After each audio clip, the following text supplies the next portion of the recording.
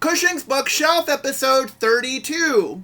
Scratch your Gombrow-icz. A look at the novel Cosmos by Witold Gombrowicz. And welcome back to Cushing's Bookshelf. I am Nicole Cushing. This is my bookshelf. And it's good to be back. I haven't recorded one of these in quite a while. So without any further ado, let's get down to business. I'm going to go to the bookshelf. I'm going to take a book from my little skeletal friend here. And here we are. This is Cosmos by Witold Gombrowicz, published by the great folks at Grove Press, who have published Gombrowicz for many decades, actually. And I really like Grove Press, especially their vintage, kind of publications from when they were really big in counterculture back in the day. But even now, they still have great stuff on occasion. And this is one of those occasions. Now, what can I say about Cosmos? And what, the title would lead one to think that maybe there are some cosmic kind of events going on. And yes or no. I mean, really what Cosmos is about the human brain's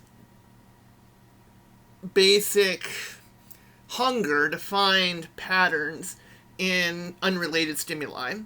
So there's this phenomenon called pareidolia, and pareidolia is the experience of, like, for example, when someone thinks they see the face of the Virgin Mary in a taco shell, or when somebody sees an animal in the clouds, or when someone sees a constellation in the sky. That's pareidolia. That's kind of like seeing something, a pattern up there that really doesn't exist outside of the mind. And what this book is about is essentially the burden of all those associations. Not just the pareidolia kind of pictures in the sky kind of thing, but just everyday associations. Association between one image and another. Associations between one kind of aesthetic and another. Associations between one person's mouth that reminds you of another person's mouth, but it's kind of different, and now these two mouths are connected. And it's very modernist in that way. And really kind of getting deep into psychological processes. And it's more about that than it is about any plot, although there is a plot of sorts. And I recommend it if you are adventurous enough to tread in modernist waters, and if you're willing to do some work to get a little prize at the end of the book. What I like about Gombrowicz as well is he's silly. It's a bleak book in a lot of ways, but it's also very silly. And there's this odd theme kind of coursing in and out of it of onanism. Now, I'm not going to talk about that much in any detail, but look it up if you don't know what onanism is. And it kind of like, it's...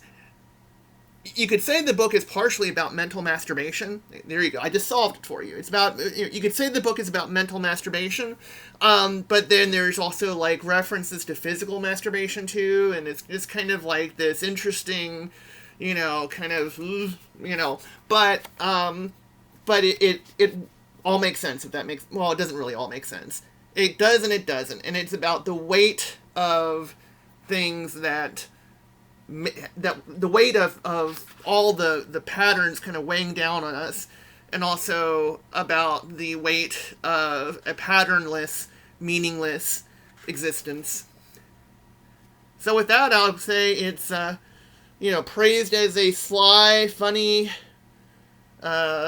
absorbing novel, and by someone at the New York Times Book Review. So there's that. But trust my word on it more than the New York Times. The New York Times might be cool and everything, but they don't have chattering teeth on their bookshelf. In any event, good to be back, and I'll talk to y'all later.